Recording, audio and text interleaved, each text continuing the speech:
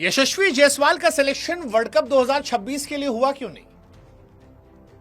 देखिए, यह बात सच है कि इंडिया में या दुनिया में लोगों का माइंडसेट होता है कि जिस खिलाड़ी का सिलेक्शन ना हो सबसे बड़ा वो होता है। हम बाहर बैठे खिलाड़ी से ज्यादा उम्मीदें लगाते हैं, जो हमारे पास है उससे कम। यह भी सच है कि इस बार जो हमारे सेलेक्टर्स ने टीम चुनी है, आरपी सिंह या प्रज्ञान ओझा के आने के बाद जो टीम चुनी गई है, उस टीम के लिए तालियां बजनी चाहिए, क्योंकि बहुत बोल्ड, बेबाक, बिंदास फैसले जो हैं इस बार लिए गए हैं। ये टीम को 90% लोग 9 आउट ऑफ 10 और 10 आउट ऑफ 10 दे देंगे कि इससे अच्छी हमारी 15 नहीं हो सकती थी। लेकिन फिर भी जायसवाल के प्रशंसक सवाल पूछ रहे हैं कि यार हमारे लड़के का सिलेक्शन क्यों नहीं हुआ? आईपीएल और T20 फॉर्मेट में उसने अच्छा किया था, सैयद मुश्ताक अली में भी उसने परफॉर्मेंस की थी, फिर उसका सिलेक्शन क्यों नहीं हुआ? मतलब Rinku is a great finisher, but Rinku का सैयद मुश्ताक अली में रन नहीं था। जितेश शर्मा कह रहे होंगे यार हमारा भी नहीं हुआ। ईशान क्यों आ गए जबकि जायसवाल की जगह पहले थी? मतलब ये सारे सवाल लोगों के मन में चल रहे हैं। हमें लगा क्यों ना इस पर एक वीडियो बनाते हैं।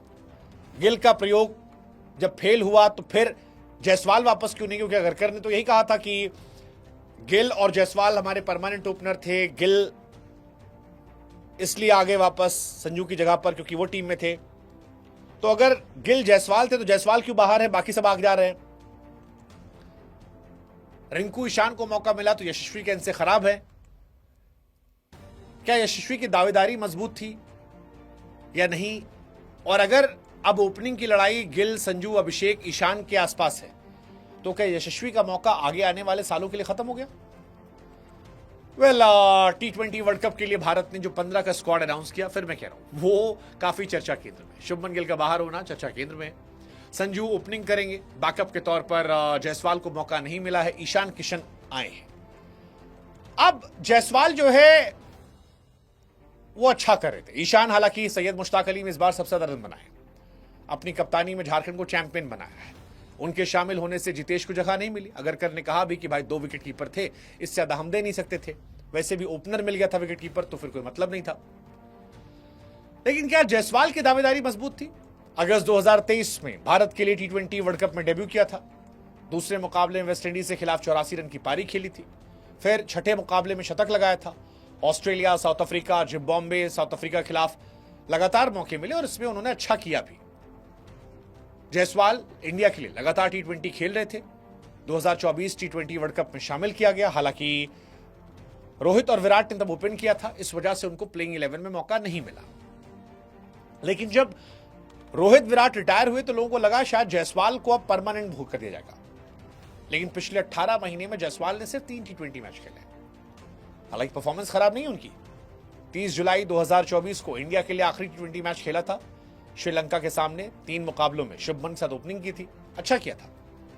फिर उसके बाद वो बाहर गए। सैयद मुश्ताक अली T20 ट्रॉफी में परफॉर्म अच्छा किया। पिछले 3 सीजन में जायसवाल ने आईपीएल में भी 1500 प्लस रन बनाए हैं, 2 सेंचुरी लगाई है, स्ट्राइक रेट भी 160 प्लस रहा है। पिछले दिनों सैयद मुश्ताक अली में भी उन्होंने हरियाणा के सामने 49 गेंदों में शतक लगाया था। तो दावेदारी तो उनकी मजबूत थी। और यही सवाल था कि भाई साहब जब गिल नहीं है तो फिर वो क्यों नहीं? गिल वाइस कैप्टन बनाकर टीम में डाल दिए गए थे, इसी वजह से जायसवाल बाहर थे। परमानेंट टेस्ट और वनडे में तो गिल है ही। मैनेजमेंट चाह रहा था गिल परमानेंट हो जाए, बट वाई नॉट जायसवाल? और अगरकर ने भी पूछा कि भाई साहब कोई पूछ ही नहीं रहा, कोई पूछ ही नहीं रहा कि क्यों जायसवाल नहीं है, जबकि शुरू में तो शुभमन और जायसवाल ही थे जब वो बाकी फॉर्मेट खेले थे, इसलिए संजू सैमसन, अभिषेक को लाया गया था। हालांकि अगरकर बार बार तारीफ तो करते थे यशस्वी की, लेकिन खिलाते नहीं थे। अभिषेक ने बाद में यशस्वी की जगह छीनी और गिल जो थे वो 4 महीने से खेल रहे थे लेकिन रन नहीं बना पा रहे थे, तो वो बाहर हो गए। अब इसकी 2 वजह है मेरे हिसाब से बाहर होने की। एक वजह यह है कि इंडिया को विकेट कीपर, बल्लेबाज, ओपनर चाहिए था जो 2 सवालों का जवाब देता है कि जितेश शर्मा टीम में क्यों नहीं है, रिंकू सिंह क्यों आए हैं, और 3 सवाल, और तीसरा कि जायसवाल बाहर क्यों बैठे।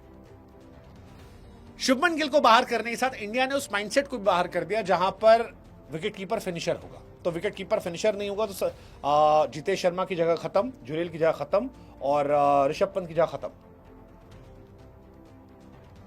अब विकेट कीपर अगर ऊपर आता है तो दो ही ऑप्शन थे, एक केएल राहुल, दूसरा ईशान किशन।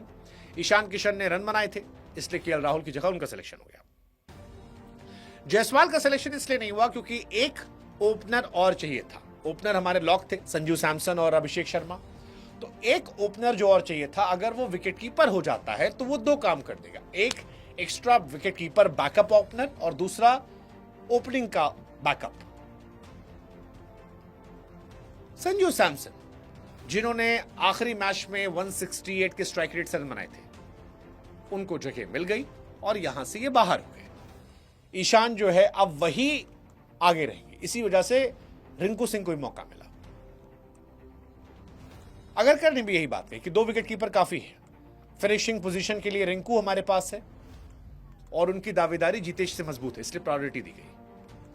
वर्ल्ड कप में अभिषेक और सैमसन ओपनिंग करेंगे, ईशान जो है विकेट कीपर और बैकअप के तौर पर रहेंगे। यशस्वी अगर बैटिंग के साथ विकेट कीपिंग करेंगे तो शायद उन्हें मौका मिल जाता, बट वो विकेट कीपर नहीं है, इसलिए उनको मौका नहीं मिल रहा।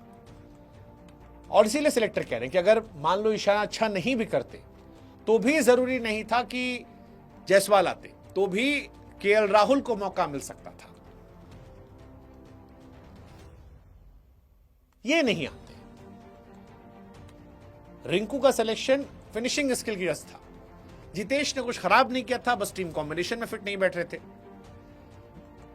अब आती बात अभिषेक शर्मा को लेकर। यार देखो, अभिषेक शर्मा ने एक्चुअली खा लिया। यशस्वी मेरे बड़े फेवरेट खिलाड़ी है, but if you look at Yashasvi and Abhishek, आप में से 90% लोग अभिषेक के साथ जाएंगे। अभिषेक के आने से टीम इंडिया का टेम्पो चेंज हो गया। अभिषेक जब से आए हैं तब से तबाही मचा रखी है। शाहीन अफरीदी को जैसा मारा था उससे तबाही मचा रखी है। अभिषेक ने ओपनर्स की पोजीशन में से एक पोजीशन लॉक कर ली है कि भाई साहब हमारा लगभग 200 का स्ट्राइक रेट है, तुम अपना देख लो। और कौन खेलोगे? गिल खेलोगे, ईशान खेलोगे, संजू खेलोगे, तुम देख लो, मैं खेलूंगा। प्लस वो बॉलिंग भी कर लेते हैं। अब यशस्वी तभी हिस्सा बनते जब अभिषेक खराब करेंगे, और क्योंकि अभिषेक खराब कर नहीं रहे इसलिए यशस्वी जगह नहीं बना पाए। अब आखिरी सवाल कि भाई साहब जायसवाल को क्या अगले 2-3 साल मौका नहीं मिलेगा? चांसेस हैं, शायद नहीं, चांसेस हैं। क्योंकि वर्ल्ड कप के बाद मान लो अगर सूर्या भी बाहर हो गए तो भी सूर्या के जाने के बाद आप किसी और मिडिल ऑर्डर को ले आएंगे। श्रेयस अय्यर का मौका बन सकता है, या गिल को फिर एडजस्ट करना चाहेंगे, या एक कॉम्बिनेशन हो सकता है कि अभिषेक शर्मा जायसवाल से ओपनिंग करवा दें, संजू को 3 पर भेज दें। बट अगर संजू ओपन में सेट हुआते तो शायद नहीं बनेगा फिर उनका। सूर्या 35 साल के हैं, वर्ल्ड कप उनका कैसा जाता है यह तय करेगा कि अगला वर्ल्ड कप वो खेलेंगे या नहीं खेलेंगे। सो जायसवाल के लिए फिलहाल टफ टाइम है। टेस्ट में वो पक्का है, लेकिन T20 वनडे में मुश्किल है। हालांकि वनडे में शतक लगाया था, लेकिन वनडे में शुभमन गिल आएंगे तो रोहित शर्मा शुभमन गिल हो जाएंगे, वो बाहर बैठेंगे। वैसे ही वनडे की में शुभमन गिल कैप्टन है तो कैप्टन तो खेलेगा ही, तो जायसवाल को बाहर बैठना पड़ेगा। डिस्पाइट कि आखिरी मैच में उनका शतक था, 3 पे विराट कोहली, 4 पे उनकी जगह बनती नहीं, 4 पे अय्यर आ जाएंगे, 5 पे राहुल, 6 पे पांड्या, कहानी खत्म। सो आने वाला समय अभी जायसवाल के लिए टफ टाइम है। ऐसे में वो ईशान किशन की तरह अपने आप को मजबूत करे, डोमेस्टिक खेले और आईपीएल में तबाही मचा दे। अभिषेक शर्मा की पोजीशन को हिट करे, ठाक ठाक ठाक, क्योंकि संजू से उन्हें कंपटीशन नहीं है। संजू बाहर होंगे तो ईशान किशन आ जाएंगे, एक कीपिंग तो चाहिए होगा ना भाई। जायसवाल की बड़ी लड़ाई अभिषेक शर्मा से। क्या वो उनको हटाने का सपना देखेंगे? तब कहानी पलट सकती है, इसलिए जायसवाल बाहर है।